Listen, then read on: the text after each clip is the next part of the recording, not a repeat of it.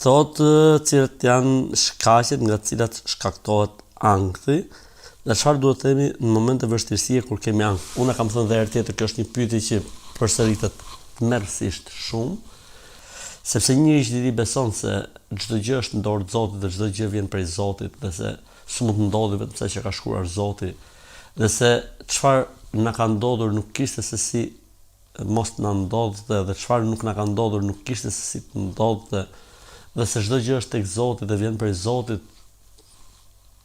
Pra ankthi nga arsyet kryesore ka largimin e njeriu nga Zoti, jo mosbesimin, po mungesën e tij të afrimitetit me Zotin, gjithsesi pra është larg Zotit.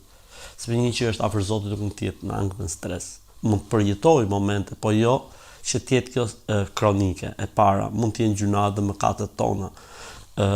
Sepse çdo mëkat e largon njeriu nga Zoti, domethënë se e bën atë pret djallit të shejtanit.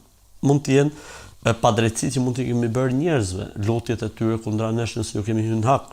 Kjo mund të jetë nga arsyet.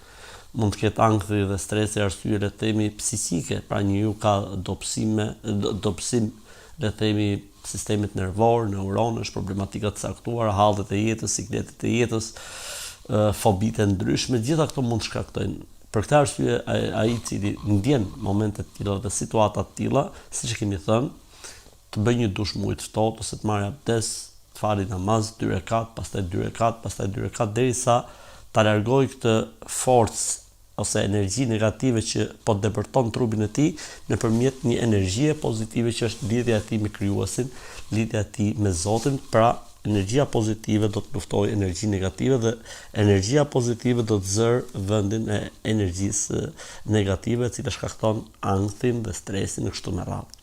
Pra le të rregullojmë raportet tona me Zotin. Le të jemi afër Zotit, le të largohemi nga mëkatet, mos i bëjmë keq njerëzve që mos marrin mallkimet e tyre apo ofshamat e tyre, të jemi të kujdesshëm me prindrit apo me njerëzit që kemi nën, le të themi, hyjmin ton, pushtetin ton. Le ta përmendim Zotin shumë, le të dërgojmë salavate mbi pejgamberin alayhis salam, le të shtojmë istighfarin, le të japim sadekan.